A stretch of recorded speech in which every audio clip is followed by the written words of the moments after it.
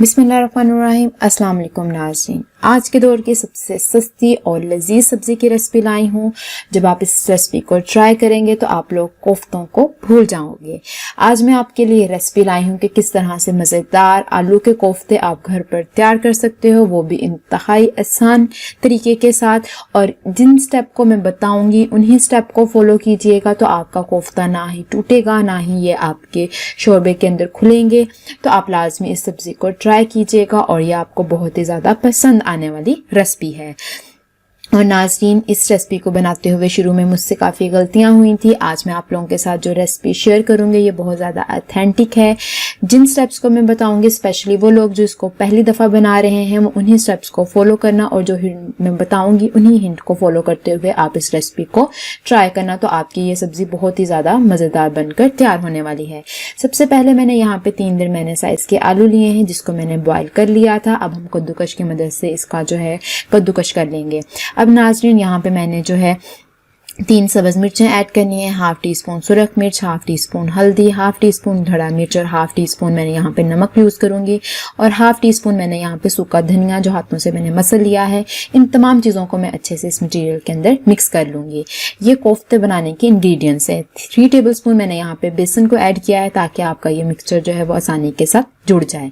अब नाज़रीन, आपने इसको 3 मिनट के लिए फ्रिज में रख देना है। उसके बाद आप हाथों पे ऑयल लगाओगे और इसको इस तरह से हाथों की मदद से रोटेट करते हुए गोल साइज के कोफ्ते तैयार कर लोगे और आपके पास आसानी के साथ 14-15 कोफ्ते बनकर तैयार हो जाएंगे।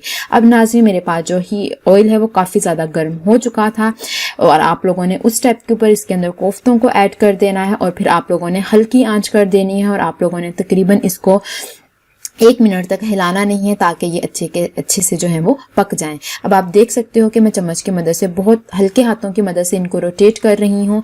और नाज़रीन, ये बहुत अहम स्टेप है कि आपका जो ऑयल है वो बहुत गर्म होना चाहिए। आप इनके बबल से अंदाज़ा लगा सकते हो कि जब मैंने इसको इसके अंदर ऐड किया था तो ऑयल अच्छा खासा गर्म था और आप लोगों ने मुनासिब कोफ्ते इसके अंदर डालने हैं ताकि आपके ऑयल का टेम्परेचर कम ना हो।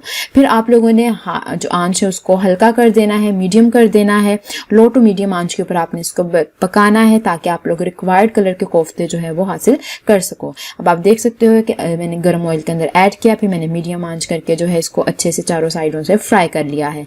अब आप देख सकते हो कि मेरे पास ये मज़ेदार कोफ्ते बनकर तैयार हैं और नाज़रीन, ये बहुत ही ज़्यादा क्रिस्पी बनकर जो है आलू की बॉल्स तैयार हुई हैं।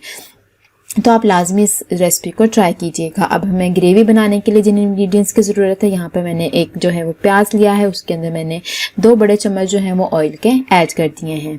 जैसे ही हमारे पास नाज़रीन प्याज ब्राउन होगा तो नेक्स्ट स्टेप के ऊपर मैंने यहाँ पे लहसुन अदरक का पेस्ट जो है वो ऐड कर दिया है। आपने जो है प्याज को ज़्यादा डार्क ब्राउन नहीं करना, उससे आपके जो सालन का कलर है वो अच्छा नहीं आएगा। तो अब आप देख सकते हो कि मैंने लहसुन और अदरक का जो कच्चापन है वो ख़त्म हो चुका है। तो मैंने इसके अंदर जो है वो एक बड़ा जो है टमाटर ऐड कर दिया है।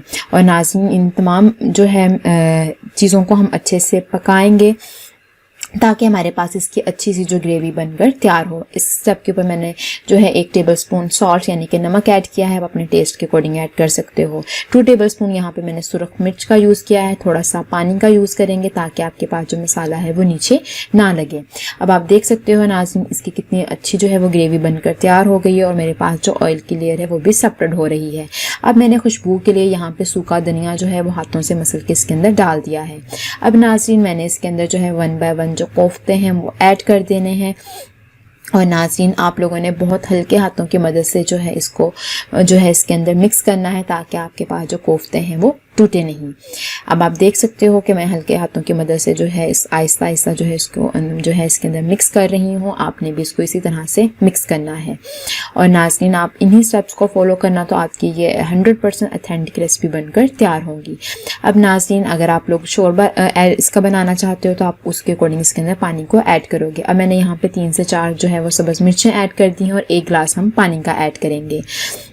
और नाज़रीन, हम लोग पहले इसको मीडियम आंच पर फिर हल्की आंच पर पकाएंगे और आप लोग रिक्वायर्ड जितना जो है शोरबा रखना चाहते हो आप उतना रख सकते हो। अब यहाँ पे लास्ट में मैंने गरम मिक्स मसाला ऐड कर दिया है जिसके अंदर मेरे पास ज़ीरा था, काली मिर्च थी और मेरे पास सूखा धनिया था जिसको मैंने अच्छे से पीस लिया था और इसके अंदर खुशबू के लिए ऐड कर दिया। फिर मैंने यहाँ पे फ्रेश सब्ज़ धनिया को स्प्रेड कर दिया। अब नाज़रीन, इसकी खुशबू बहुत ही ज़्यादा अच्छी है।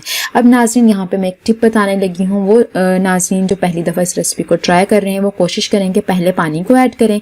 जैसे ही पानी को एक उबाल आ जाए तो आप आंच को धीमा कर दें। धीमा करने के बाद आप कोफ्ते को ऐड करें। इससे आपके कोफ्ते बिल्कुल भी नहीं टूटेंगे। लेकिन अगर आपको लगता है आप कुकिंग के अंदर एक्सपर्ट हो तो पहले आप लोग कोफ्तों को ऐड करो, फिर आप एक गिलास पानी ऐड करके आप ध्यान रखना कि कितनी आंच के थ्रू आपने इसको पकाना है, कि पहले आपके पास दरमियानी आंच हो, फिर आपने हल्की आंच करके इसको पकाना है, तो आपके मज़ेदार कोफ्ते बनकर तैयार होंगे। तो नाज़रीन, अगर आपको ये रेसिपी पसंद आई है तो काइंडली मेरे चैनल को लाइक कीजिए, शेयर कीजिए, इसको सब्सक्राइब कीजिएगा। अल्लाह हाफिज़।